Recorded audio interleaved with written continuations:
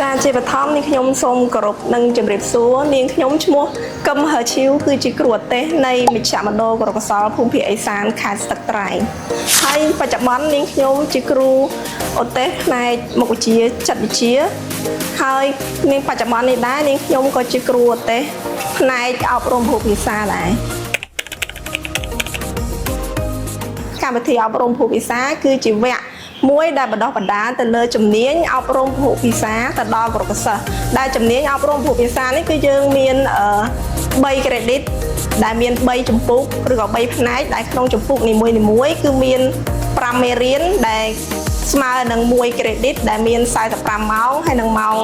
អនុវត្តហ្នឹងគឺមាន90ម៉ោងអញ្ចឹងសរុបទៅ3 creditហើយមួយវិញទៀតដែរតកតងទៅនឹងកម្មវិធីអប់រំភូមិភាសាបើសិនជាយើងឲ្យនិយមន័យទៅលើសាលាបឋមសិក្សាវិញគឺជាកម្មវិធីមួយដែលយើងធ្វើការបង្រៀននិងរៀនដោយប្រើប្រាស់ភាសា2នៅក្នុងថ្នាក់រៀនដែលភាសា2ហ្នឹងគឺតកតងនឹងភាសាទី1គឺយើងប្រើប្រាស់ភាសាកំណើតរបស់គាត់សិនដើម្បីជាស្ពានឈានឲ្យគាត់ចាប់ទៅយកភាសាទី2គឺភាសាជាតិរបស់យើងឬក៏យើងហៅថាភាសាខ្មែរtôi nhận lại đa sang sla em group to ha còn nào chứ nói đó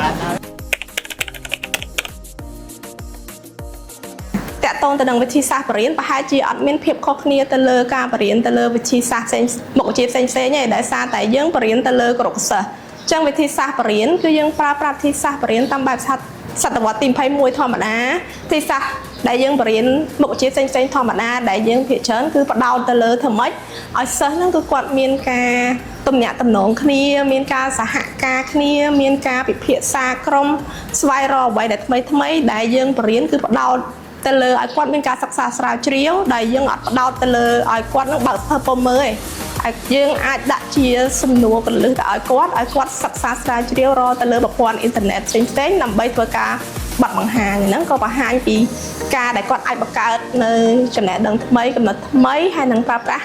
ICT ផងដែរក្នុងការបង្រៀននិងរៀនប៉ុន្តែបើសិនជាយើងធៀបទៅនឹងកម្មវិធីអប់រំភូមិភាសាដែលយើងបរៀននៅសាលាបឋមសិក្សាវិញសាលាដែលអនុវត្តកម្មវិធីអប់រំភូមិភាសាចឹងតកតទៅនឹងវិធីសាស្ត្របរៀនទាំងសភៅសិក្សាគោលគឺមានភាពខុសគ្នារវាងសាលាបឋមសិក្សាធម្មតាហើយនិងសាលាបឋមសិក្សាដែលអនុវត្តកម្មវិធីអប់រំភូមិភាសាដោយសារតែកម្មវិធីអប់រំភូមិភាសាគឺយើងផ្ដោតទៅលើថ្នាក់ទី1រហូតដល់ថ្នាក់ទី3ចឹងថ្នាក់ទី1ដល់ថ្នាក់ទី3យើងក៏មានសភៅសិក្សាគោលផ្សេងគ្នាដែរយើងអត់ប្រើសភៅពុំសិក្សាគោលរបស់សាលារដ្ឋទេចឹងមានន័យថាវិធីសាស្ត្របរិញ្ញាបត្រអាចនឹងខុសគ្នាដែរលោកគ្រូសម្រាប់គ្រូឧទ្ទេសពួកខ្ញុំទាំង5នាក់បានចូលរួមវគ្គសិក្ខាសាលាខ្លីៗទេគឺតាក់ទងទៅវគ្គសិក្ខាសាលាហ្នឹងគឺជាមួយនឹងខាងអង្គការ CARE ដែលគាត់មកបរៀនតាក់ទងទៅនឹងវិធីសាស្ត្របរិញ្ញាបត្រតាក់ទងទៅនឹងការអភិវឌ្ឍសមត្ថភាពទៅលើកម្មវិធីអប់រំភូមិភាសាវិញតាក់ទងនឹងសាលាមានន័យថាគាត់ផ្ដល់ឱកាស